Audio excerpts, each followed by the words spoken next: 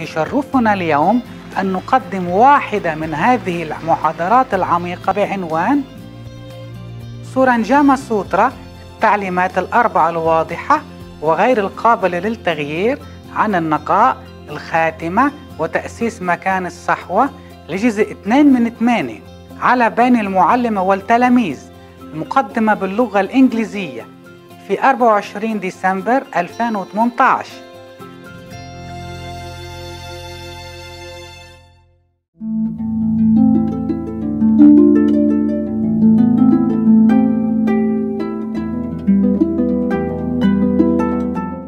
So watch all the time your mind, because your mind is tricking you all the time.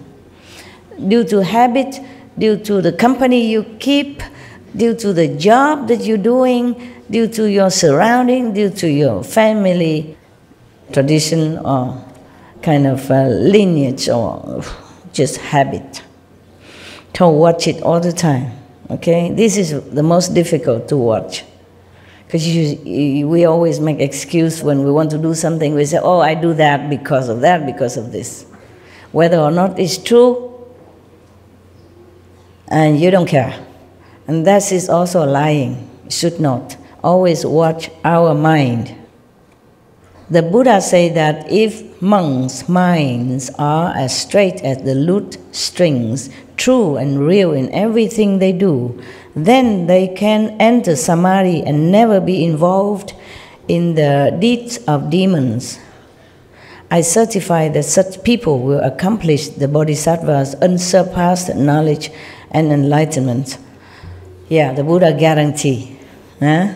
I told you yesterday, just repeating. Oh, I just forgot the guru. He was very old. One of the Sikh guru was Amar Das. Amar Das. Okay, thank you, my love. Thank you. I forgot. It's a long time since I studied all this. It's 30-something years already. Passed so fast. 40 years even, almost 40 years. Whew, time passed, eh? My God. Okay, so he was very old. Yeah, and then he heard that, oh, without a guru, you are nothing. You are kind of rejected by even your own friend or your own family members. Oh, and he said, okay, where do I find a guru? Just like, where is a supermarket or something? Somebody who knew him long time. And then show him where to go and find the Sikh guru to study with him. And then he became that guru's servant. Very humble servant. Every day he served him with all his mind, all his heart, all his love. And then somehow, even though he was old already, but he was so pure, so sincere, so thirsty for God, that the Guru even passed on the mantle of guruship to him. And of course, the son of that Guru, you know, the original Guru, was so jealous of him. He find all kind of thing, all kind of picky thing to degrade him all the time. One time he passed by when the Guru was talking or teaching, and then he said, why, huh? You think you're somebody, you even grow a long beard like my father. You think that's look like my father, and then you are a guru or something, huh? And like he was very, you know, very jealous and degrading him in front of people, humiliating. Why do you grow such a long beard? Yeah, for what? And the Guru said, it's just to clean your shoes, my Lord. You remember that? My long beard just to clean your shoes. Because he was saying you are just a servant, and now you grow a beard like my father, and then you think you're a guru of some sort. And you grow a long beard. And say, I use it just to clean your shoes. Yes. That's what masters are. They are not really boastful.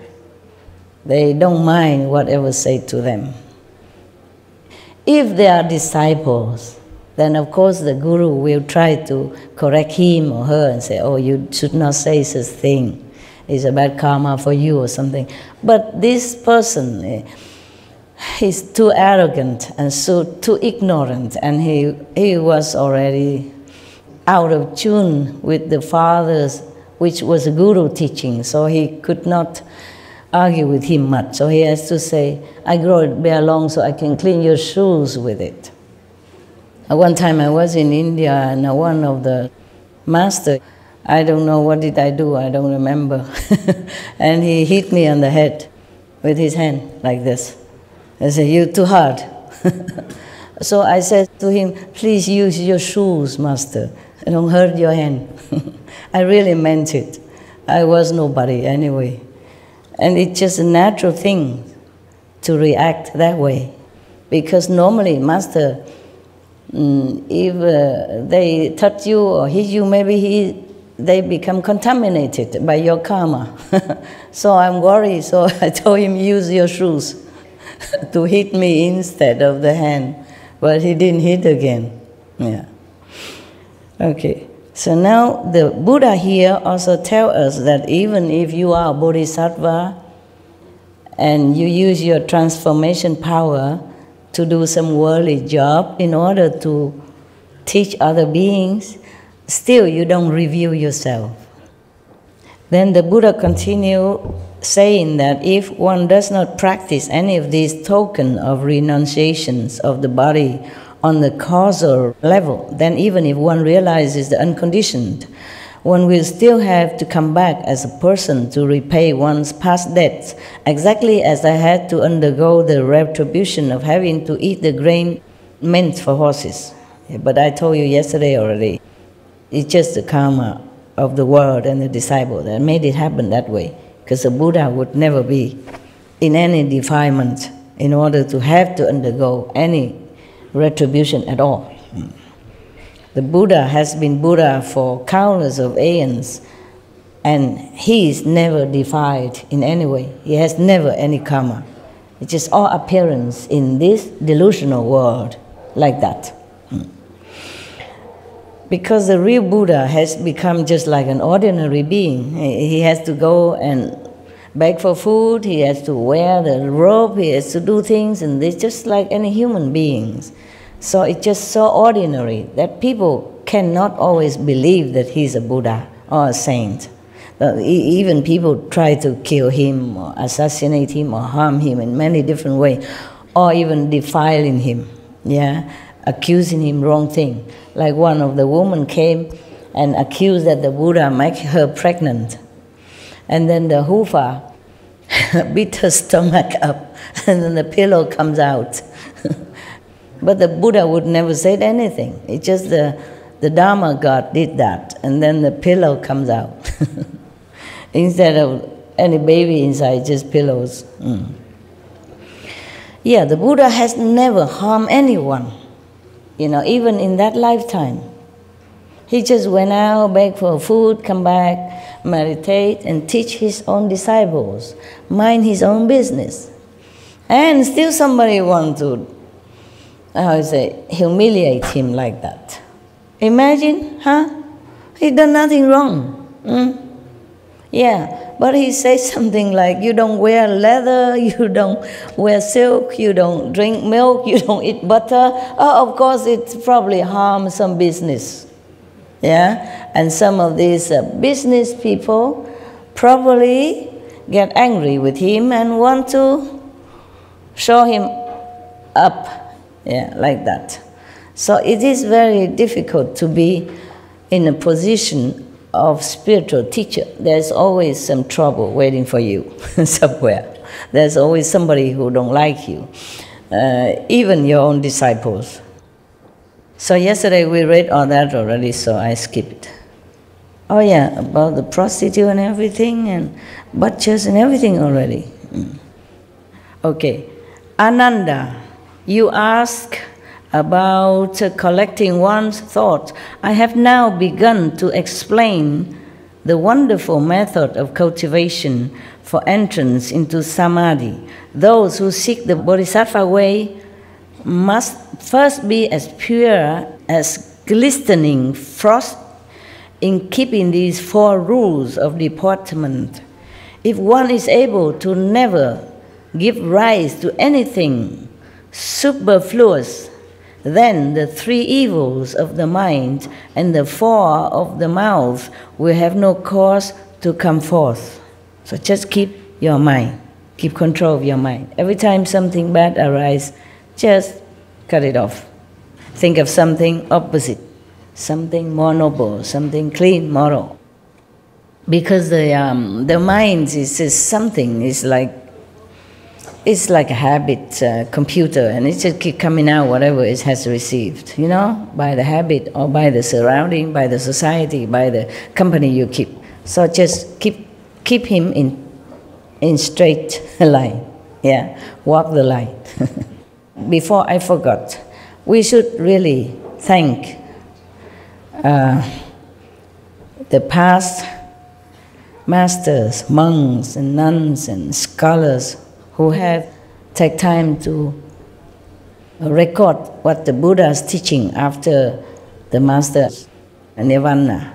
And also for the past and present person, lay or monks or nuns who have really dedicated themselves, sacrificed their time and precious health or under any difficult situation to translate this so that I can read it to you. And we have to thank them. And may they be blessed forever by all the Buddhas, past, present, and future. May their merit be immense. May they be liberated forever. Thank you.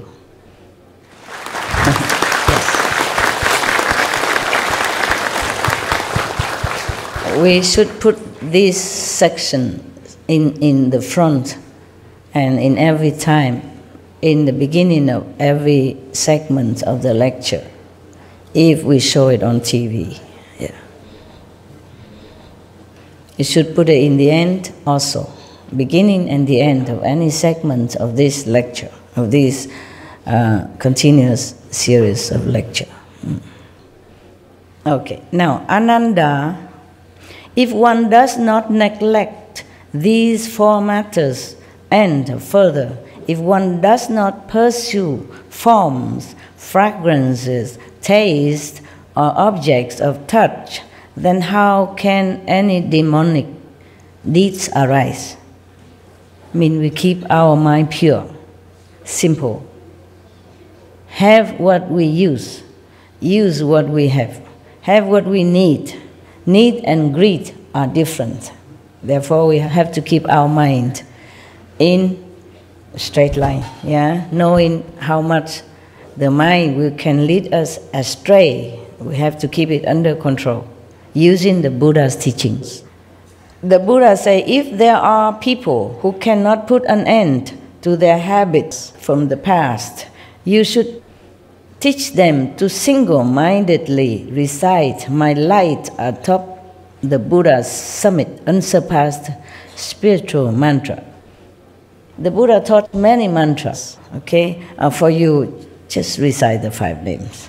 And the 7 gifts, okay? That would be good enough for you, busybody lifestyle.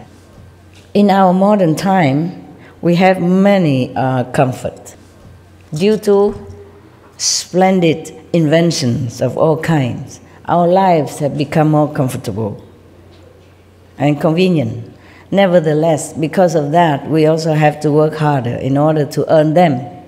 In the Buddha's time, it's easier to practice purity of mind, I think, yes, because you don't go too far anywhere. You just eat whatever inside your community that produced, and you just interact with each other in your village, in your hometown mostly. Most people are like that.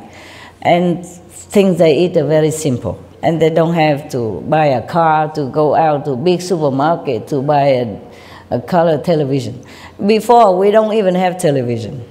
And then we have a black and white television. And then later we say, what? You still have black and white? No, I want a color television. And I don't just want a normal TV. I want super-sized TV, flat screen, etc., etc. Therefore, we work harder, we're busier, and our mind is so difficult to control to the limit of what we need. Instead of just be satisfied with what we have, we want more and more all the time. Therefore, we are always in need. And when we're in need, we must think of the way to have what we think we need. And then we forget what is important in life. We have to keep up with the Jones, and then we forgot that we should keep up with the saints. We should remember what's important, because this life we will leave behind. Everything we have, we must leave behind. Anytime, anyway. You don't even know if it's tomorrow or next day. But just too busy, forget. Thus, we, the practitioners of the Kuan Yin method, always have to remind ourselves what is important, what is less important. And whatever we can minimize, downsize your life, then just do that. So that you don't have to spend your precious moment thinking of how to get more things. A precious moment thinking of, I have to go out and buy this, buy that. To buy, you need car, you need other people, you need petrol, you need time, you need to earn money. And that will cost us a lot of time. A lot of time. A lot of precious time.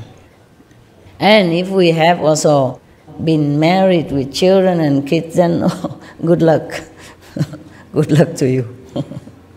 Because there will be no ends to your obligation and duties. You have to work harder. Being a monks and nuns is a tough job, but I don't know if it's tougher to be lay people with families and children and the in-laws and the bosai in-law and the death anniversary, birth anniversary, marriage anniversary. Whoa, if you forget. I think my life is tough because I work so hard. But it is different. I work for the world. I work for others.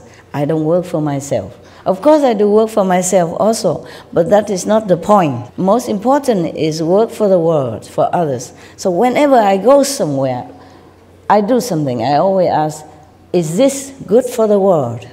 Is this better for the world this way? Where do I stay so that I can meditate better?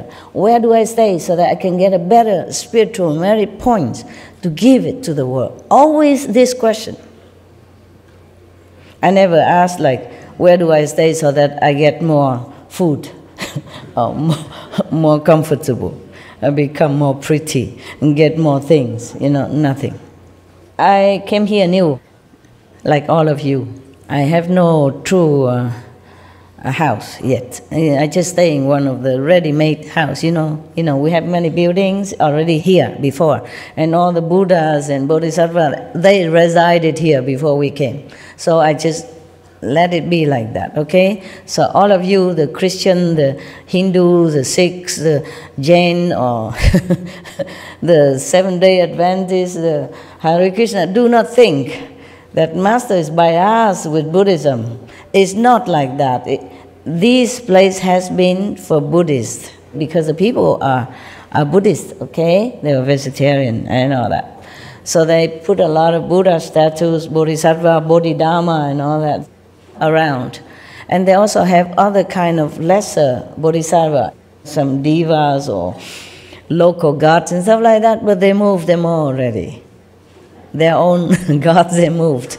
It's just the Bodhisattva and Buddha already stationary. They stand fixed, they don't move. So we just leave them as is, okay? If I can, I have time, I will invite others, saints, to come to our place. Yeah, because now this place is officially ours. We can have more gods.